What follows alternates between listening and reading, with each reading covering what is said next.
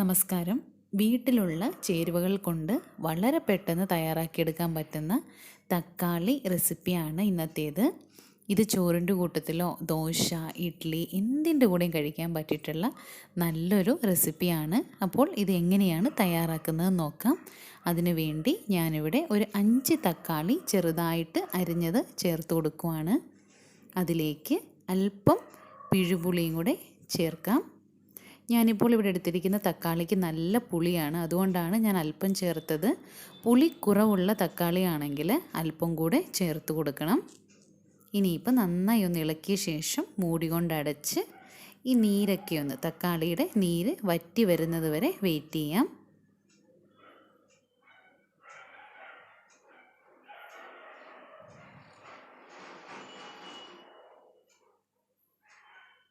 ഇപ്പോൾ ഒന്ന് തുറന്ന് നോക്കാം. നീരൊക്കെ വറ്റി തക്കാളിക്ക് വന്ന് നന്നായിട്ട് വെന്ത് വന്നിട്ടുണ്ട്. ഒരുപാടങ്ങ് ഡ്രൈ ആയി പോയിട്ടില്ല. ഇതിപ്പോൾ നമുക്ക് ഈ സ്പൂൺ കൊണ്ടൊന്ന് നന്നായിട്ടൊന്ന് ഉടച്ചു കൊടുക്കാം. ഒരുപാട് പേസ്റ്റ് രൂപത്തിലല്ല, ചെറുതായിട്ടൊന്ന് ഉടച്ചു കൊടുക്കുക. നന്നായിട്ടൊന്ന് ഉടച്ചു കൊടുത്തതിന് ശേഷം പൊടി ഐറ്റംസ് ചേർത്ത് കൊടുക്കാം.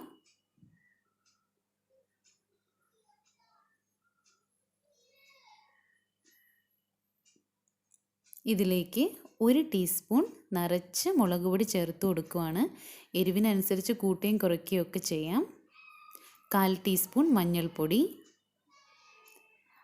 5 നുള്ള് ഉലുവാപ്പൊടി, രുചിക്കനുസരിച്ച് ഉപ്പും കൂടെ ചേർത്ത് നന്നായിട്ടൊന്ന് ഇളക്കി യോജിപ്പിച്ച് കൊടുക്കാം.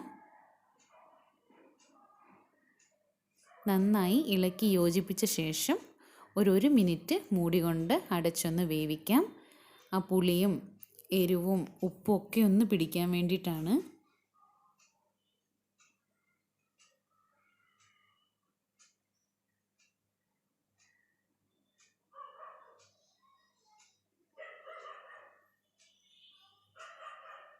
ഒരു 1 മിനിറ്റ് മതിയാവും, അധികം നേരം വെക്കേണ്ട ആവശ്യമില്ല. ഈ ഒരു രീതിയിലായി വന്നിട്ടുണ്ട്.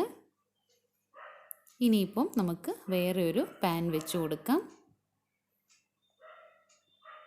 ഇതിലേക്ക് 2 ടേബിൾ സ്പൂൺ എണ്ണ ചേർത്ത് കൊടുക്കാം.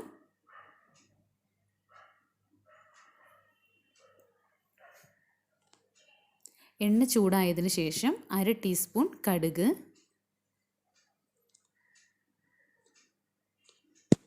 അതുപോലെ തന്നെ 1/2 ടീസ്പൂൺ നല്ല ജീരകവും കൂടി ചേർത്ത് കൊടുക്കാം. ഇനി 1/2 ടീസ്പൂൺ ഉഴുന്നും കൂടെ ചേർക്കാം.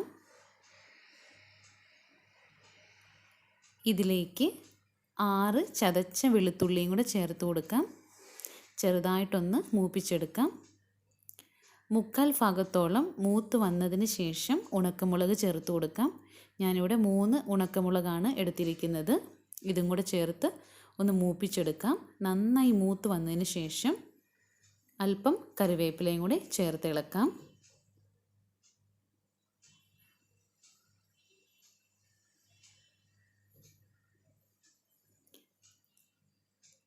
ഇതുപോലെ നന്നായി മൂത്ത് വന്നതിലേക്ക് നേരത്തെ നമ്മൾ തയ്യാറാക്കി വെച്ചിരുന്ന തക്കാളിയുടെ കൂട്ടും കൂടെ ചേർത്ത് കൊടുക്കാം.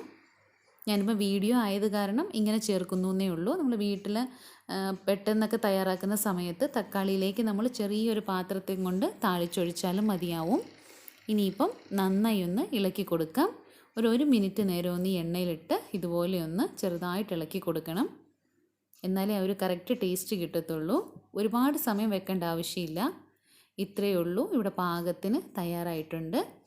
എപ്പോഴെങ്കിലും തക്കാളി കൊണ്ട് എന്തെങ്കിലും തയ്യാറാക്കണമെന്ന് പ്ലാൻ ചെയ്യുന്ന സമയത്ത് ഇതുപോലെ ഒന്ന് തയ്യാറാക്കി നോക്കുക. എന്തിൻ്റെ കൂടെയും കഴിക്കാൻ പറ്റിയിട്ടുള്ള നല്ലൊരു റെസിപ്പിയാണ്. നിങ്ങൾക്ക് റെസിപ്പി ഇഷ്ടമായെങ്കിൽ ഇപ്പോൾ തന്നെ ഒന്ന് ലൈക്ക് അടിച്ചേക്കുക. ഇതുപോലെയുള്ള റെസിപ്പീസിന് വേണ്ടിയിട്ട് നമ്മുടെ ചാനൽ സബ്സ്ക്രൈബ് ചെയ്യാൻ മറക്കരുത്.